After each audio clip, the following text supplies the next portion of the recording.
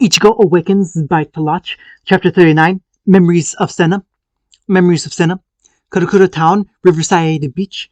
Hours passed after Ichigo's assault on the Valley of Screams. The blanks disappeared without a trace, the Dark Ones were dead, and for now, everything is peaceful again. On the surface, that is. Yamamoto ordered Soifon and her stealth force to investigate the area and recover anything they found. Squad 15 was forced to investigate the area and recover anything they found. Squad 15 was taking the time to focus on improving their skills after the sneak attack on their lieutenant and their near uselessness against the perpetrators. A solitary android with Quincy abilities. That's what Soifon was currently looking at with a strange sense of dread.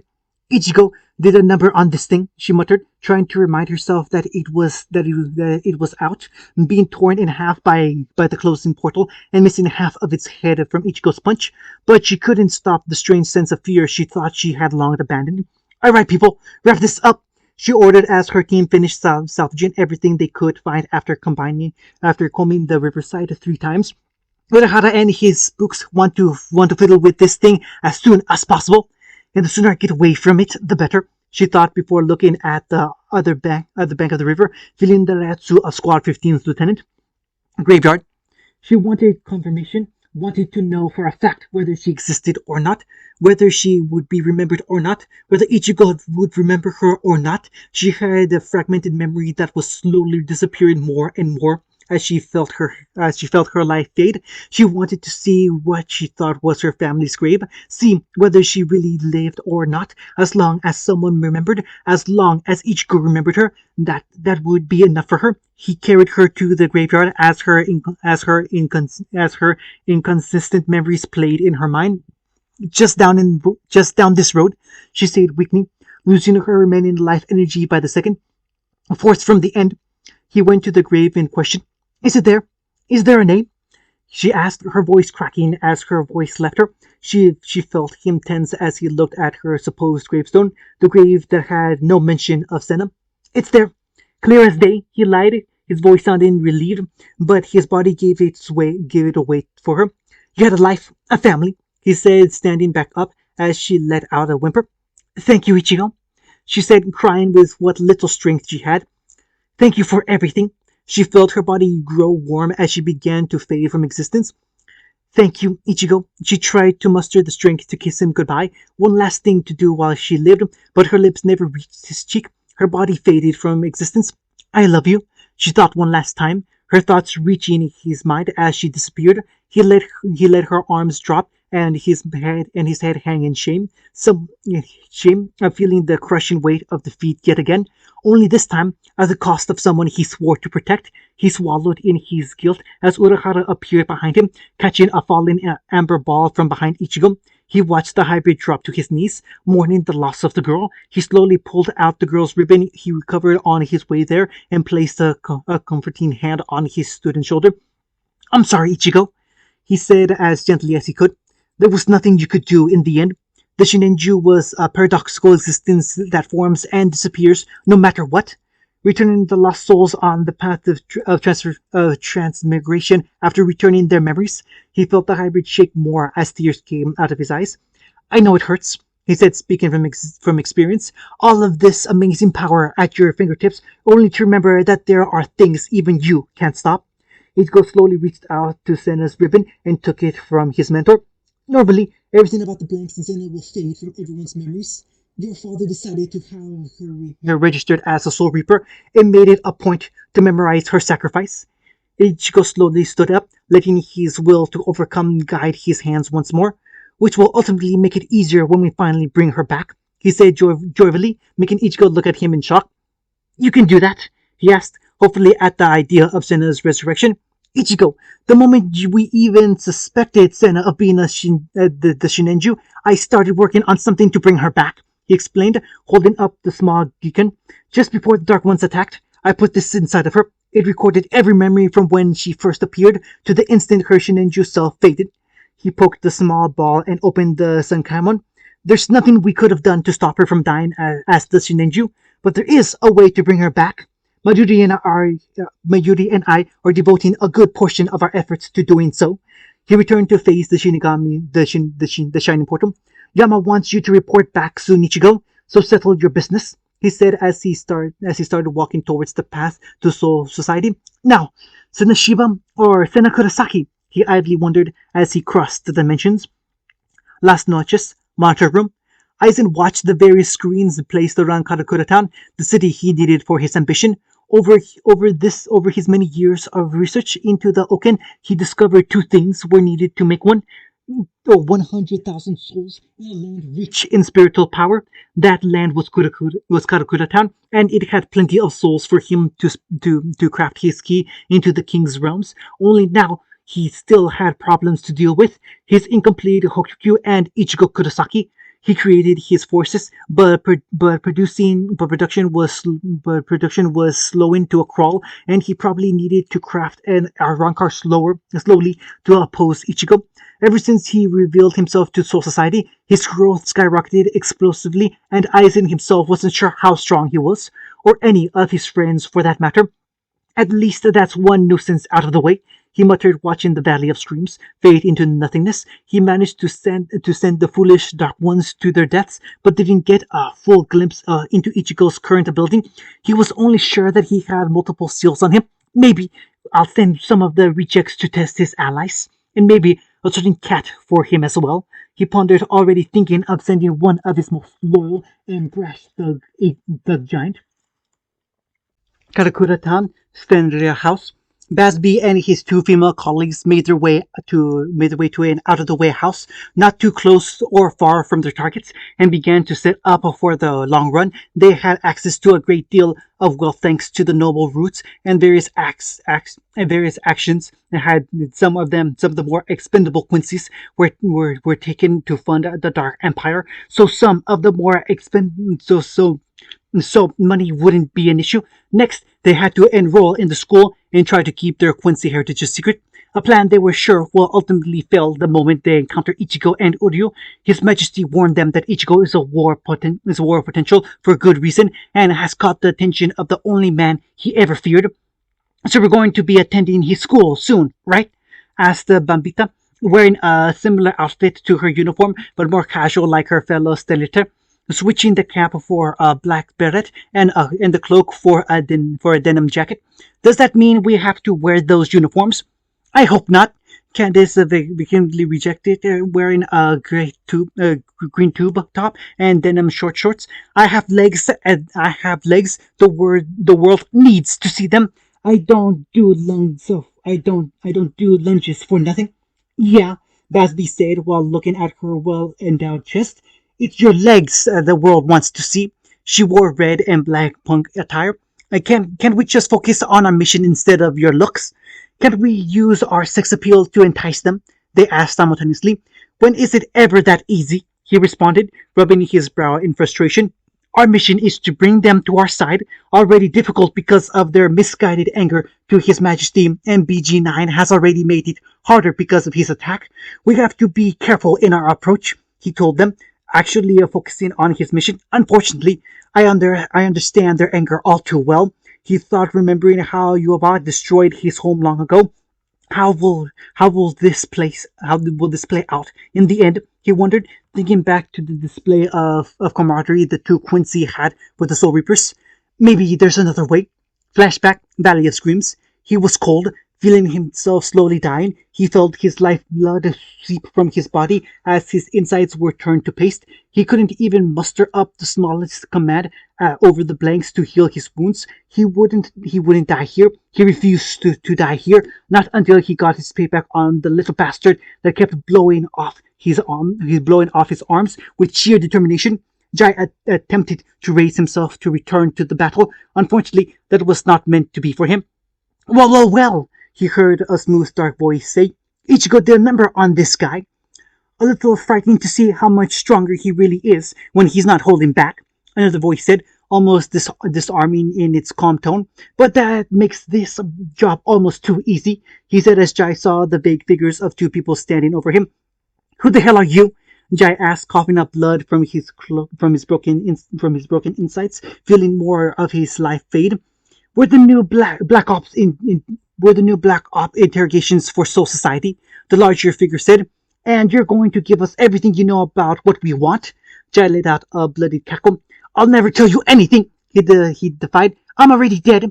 Oh, your compliance isn't an issue, the thinner figure said as he raised his blade and stabbed through Jai's chest. Flashback and Soul Society. From what I saw, Aizen met up with them and pursued them and persuaded them that now was the time to act. Sugishima told Yamamoto, delivering his report to the ancient captain. The Dark Ones were all too willing to take the chance. Hearing that the Gotai 13 was severely weakened by and the Shininju was going to appear, they never suspected that the information was outdated. Yamamoto stroked his beard and thought, Aizen seems to be either testing our current strength or just biding time until his forces are ready.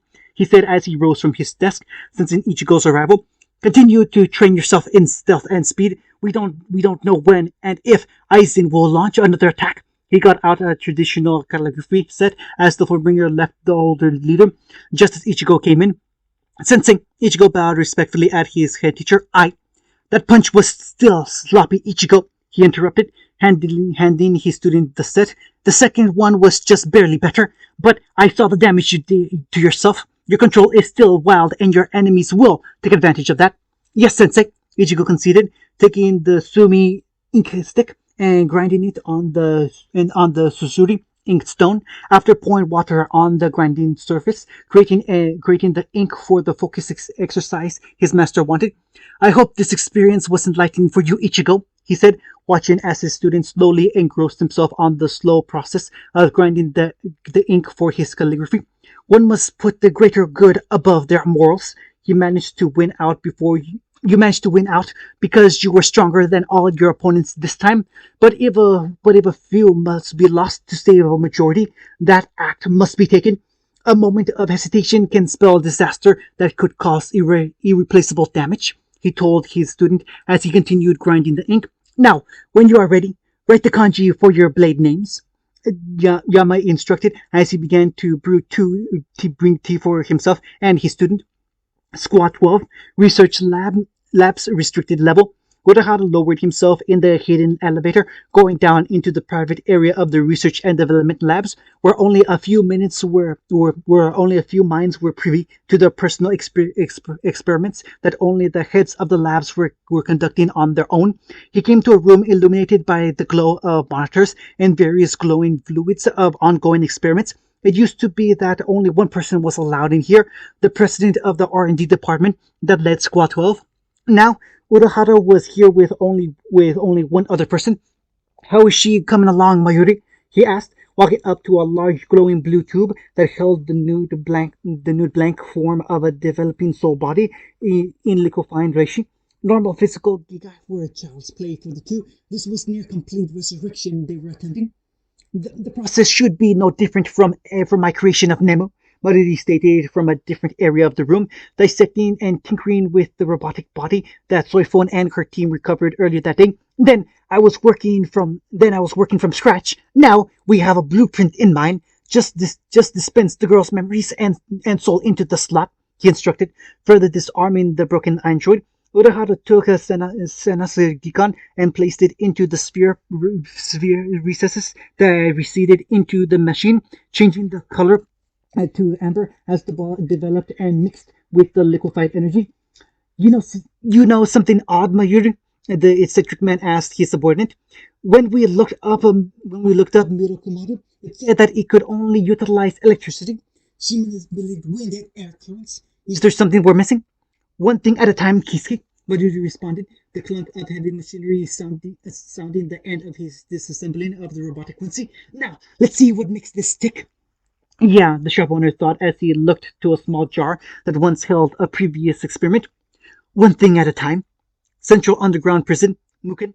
Ichigo finished his calligraphy exercise, drawing out the kanji for his blade in a small focused stroke. Yamamoto said nothing as he examined Ichigo's final result before sending him back into the lowest level of the underground prison, where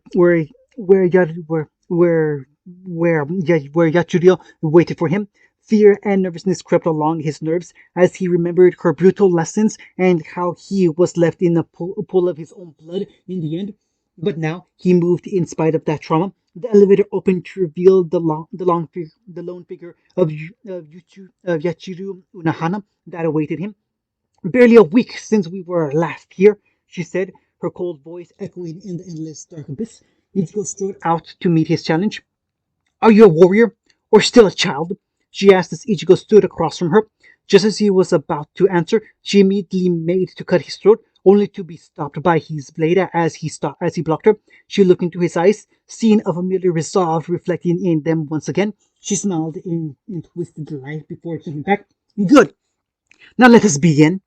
So society, 2 days later, Unahana released Ichigo, feeling confident in his progress as a swordsman, back into the careful tutelage of Genryusei. Ichigo was going over the katas of the advanced Hakuda that spawned the punches Yamamoto drilled into the boy's head, repeating movements thousands of times until his motions became flawless. Ichigo further displayed his potential at the aged captain as he changed over the past few days, becoming more focused and confident in his actions and performance, showing his potential as Yamamoto's eventual successor, or rather, Hirakus. He thought grimly, looking at the old painting of the ancient monster that he was in his earlier days. He moved to lighter thoughts as he continued the mountain of paperwork that existed on his desk, coming across one that filled him with mild dread and great annoyance. Only they could take a happy occasion and make it seem terrible. He moaned, seeing the final registration forms for the wedding between Unahana and Zaraki. Illustrated Guide to Soul Reapers. Team Up of Vengeance. Ichigo made his way through the halls of the second division, looking for a certain someone. I'd prefer if there was an appointment made to meet Lieutenant Kurosaki. Soifon said, suddenly appearing behind Ichigo, making him jump slightly. What do you want? Well, remember when I first brought back the previous captains and Urahara said a few choice words that made you kick him in the face? Ichigo asked, making the petite captain raise an eyebrow before gesturing for him to continue. Want to help me get a few years' worth of payback? He asked with a mischievous smile, making the hornet's eyes widen before gaining a similar smirk. We're going to get along splendidly, she said, already thinking about the coming storm. Swad changing the guard. Now that things have changed, I call this meeting of the Shinigami Women's Association. Nanoa said to the assembled notable females of the Soul Society, including Orihime and Tatsuki.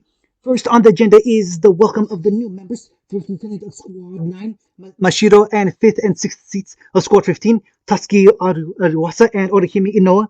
She announced, causing a small round of applause from the assembled women. Next, with the retirement of Club President Lieutenant Kusajishi, the title of President falls to the Vice President. She said with a smirk on her face. Me, I now lead the Shinigami's Women's Association. Now we can finally make some actual headway in this club. Unahana then decided to rain on the poor girls' parade. Then good luck with the several slashed budgets we just got, she said with a smile, making Anoa freeze and lose all color. What are you talking about, Captain? She stuttered as every other member turned to the serene captain with shock. The abuse of funds and budget coupled with the lack of action from the SWA during Little Yachua's run as president has shown a lack of complete competence among the group, and repeated disregard of private property threatened to eliminate funding entirely, seeing as you constantly invaded the Kushki estate without the head of the family permission to use his home as a meeting ground for the association. And your gross abuse as head of the budgetary committee was brought to Yamamoto's attendance. That the contribution the club has made are disproportionate to the usual budget, most of which is being allocated to the men's association in response. Also, you've been fired from the position of head of the budgets committee. Unahana said with a smile, as every other member could only look on in shock. How did this happen? Nanoa cried, seeing her chance practically crumble around her. Because of the actions of the new financial officer of the Shinigami Men's Association, 3rd seat, Uryu Ishida, she answered as everyone gawked at the idea that someone competent was leading the men's now. Now, if you excuse me, I have a wedding to prepare for. End of chapter 39.